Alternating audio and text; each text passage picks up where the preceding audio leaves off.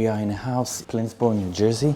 We did a project here of carpet ceiling. We had a limited space here between the kitchen and the living room area, but we had enough height, so we built.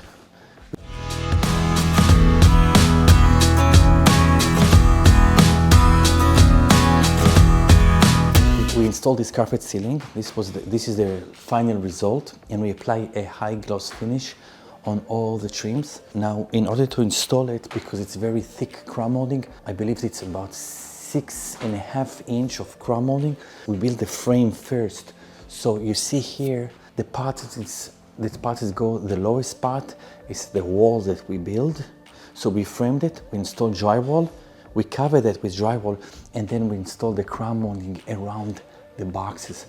So here we created 9 boxes, which made sense with the space that we had. You see there are like 9 rectangles, because from here to the part of the kitchen is longer than the part from the patio area to the hallway area.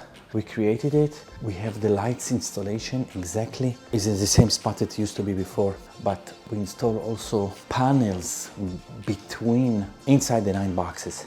We installed the panels, apply wood putty, we apply fillers, we primed everything. So from corner to corner, we primed everything, and then we painted with a high gloss finish. As you see, I don't know if you've seen the video with the reflection from the light. There's a high finish, a high gloss finish. Looks beautiful. The clients are very satisfied. Right now, we keep installing molding in the 2nd floor. When we're going to finish everything, we're going to start painting the entire house. But it's looking great. Here we installed crown molding in the room. We've got here 5.5 inch crown molding. We are in the kids room. Actually, it's the guest room. We installed here the 5.5 crown molding. You see, we're going to fill up all the tiny holes from the nail gun to install the crown molding, and the tiny gap between the crown molding and the walls and the ceiling. We're going to fill it up. We're going to let it dry for 24 hours because it shrinks in the first 24 hours. And then we're going to prime all the crown molding, and then we're going to paint it 2 coats. This is going to be the first stage. The second stage, we're going to paint the entire house. Now, this crown molding project we're going to do in 6 rooms in this house.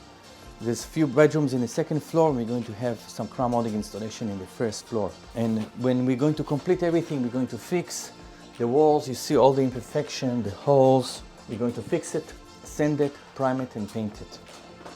The job here is meticulous.